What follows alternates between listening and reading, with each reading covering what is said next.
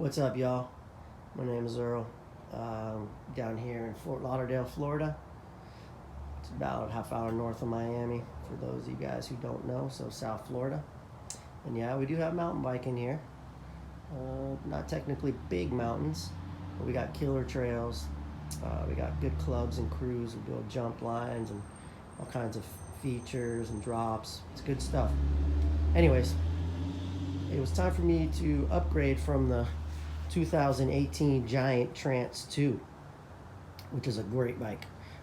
Alloy frame, but I did upgrade to carbon rims about a year into it. I've had this for 2 years, if I didn't say that already. And as soon as I put the carbon rims on, it was night and day, man. It took it from a decent bike to a really, really good bike for the money. And nothing against this bike. 150 mil of travel in the front, 140 in the back, which is a little much for Florida. But I do go to North Carolina in the summers and get to cruise up there. So I wanted a little bit more travel for down here, even though it is a little bit overkill for the trails. Most of the guys down here are short travel 29s. But since I have a motocross background, I like the 27 and a half. You know, it just feels more nimble. Anyways, back to the Santa Cruz. Never rode a Santa Cruz in my whole entire life. A lot of guys in South Florida actually have Santa Cruz bikes. A lot of XC guys down here. You see some Bronsons.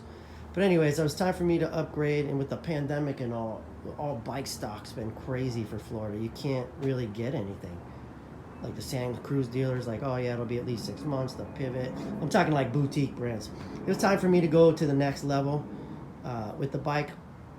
So I've been, checked out all the brands, and this one I was able to order online and get it in like a week.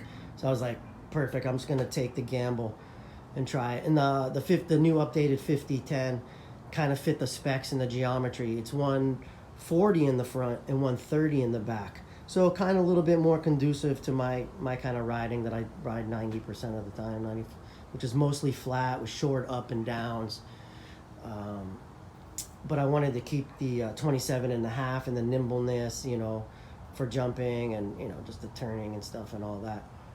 Anyways, this bike is unbelievable, man. I got the XT build, and it's pretty pricey for me. It was a lot of money, but, it's time to bite the bullet. Comes with all XT stuff. Comes with the race face, Arc 30 millimeter inner width rims, which I did get on these too. And by the way, these are from a company called BTLOS, Beyond the Limit of Self.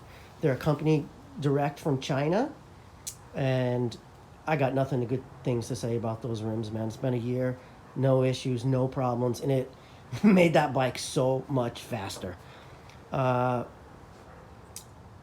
Anyways, back to this. I wanted to kind of make this video for Florida riders, there weren't too many videos when I was trying to look at the 5010 for people riding them in Florida. It was mostly West Coast, and where this bike is more conducive for in the mountains and bombing down hills.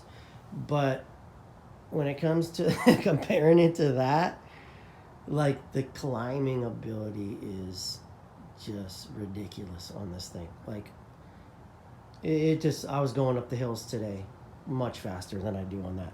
Now downhill, I will say this bike is a little bit lighter, maybe because of the carbon rims and the wheels, because this one comes with the more mountain styles with the max grip, so they're super slow. I felt slower out there on this. It is a heftier bike too, by the way. It's definitely heftier, more stable, more solid, but it definitely felt heavier in the air off the jumps. This one I felt like is definitely lighter. So maybe once I get the carbon rims, I am going to put them on there.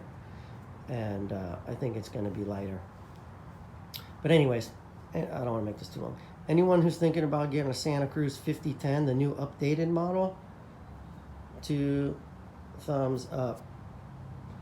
This thing is unbelievable. And this is my first ride, so I'm only getting used to it. I'm going to swap out these tires for some, I'm going to put a Recon in the back and a dissector in the front, make it a little bit quicker, get some less rolling resistance there with that. And then just keep ripping this thing, man. Great bike. Absolutely great bike. There's definitely more pros and cons than this thing. Great bike though, man. The Giant served me well. But after riding this, the main thing, I'll give you the pros and cons real quick. The main pros, the climbing is one, and then I guess, you know, the stiffness of the frame, what they say. Just felt so much more stable on some fast, like, down shoots we got at Markham, and then some jumps. And then also it felt burlier for sure, but it just felt more, it felt like my motocross bike back in the day, just grounded, solid, stable. I was able to lean into a couple turns more than I normally do. And but yeah, dude, this bike is a winner. I'm gonna take it out on the trails maybe and do like a GoPro video or something. But anyways, 2 thumbs up, man. Later. Happy riding, y'all.